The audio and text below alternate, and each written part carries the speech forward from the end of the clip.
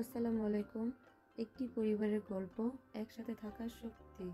রাতুল আর আয়েশা নতুন সংসার শুরু করেছে। দুজনেরই ভালোবাসার সংসার, তবে নতুন জীবনে অনেক চ্যালেঞ্জও আছে। রাতুল চাকরি করে আর আয়েশা গৃহিণী। সংসারের খুঁটিনাটি সব আয়েশাই দেখে, কিন্তু মাঝে মাঝে ওরও কষ্ট হয়, ক্লান্ত লাগে। একদিন আয়েশা রান্নাঘরে বসে মুরগি রান্না করছিল।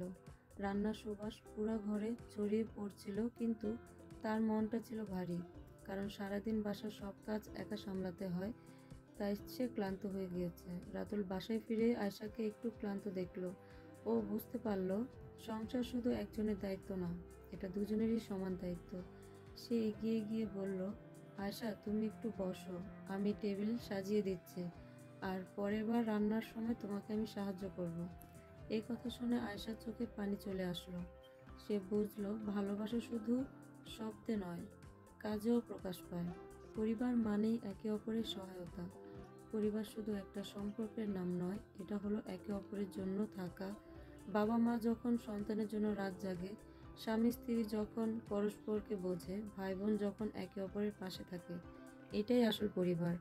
একদিন আয়েশার ভাই রফিক ফোন দিল, আপু, তোমার হাতের রান্না খুব খেতে ইচ্ছে করছে, তোমার হাতের মুরগির মাংসটা খুব খেতে মন চাচ্ছে। আয়েশা হাসলো, তাহলে চলে আসো, আজকে রান্না করেছি। রফিক এলো, সবার সাথে গল্প হলো, খাবার খেলো। একসাথে বসে খাওয়ার আনন্দটাই আলাদা। খাবারের স্বাদ যেমন মশলা দিয়ে আসে, তেমনি জীবনের স্বাদ আসে কাছের মানুষের ভালোবাসায়। গল্পটি কেমন লেগেছে অবশ্যই কমেন্ট বক্সে জানাবেন, আর ডেসক্রিপশনে দেওয়া আছে। খেতে আলহামদুলিল্লাহ ভালো হয়েছে। আমি এটা একদম মাখা মাখা করে রান্না করেছি। সকলে আমাদের জন্য দোয়া করবেন আর আমার চ্যানেলের পাশেই থাকবেন, আর চ্যানেলটাকে অবশ্যই লাইক, শেয়ার, সাবস্ক্রাইব করে দিবেন।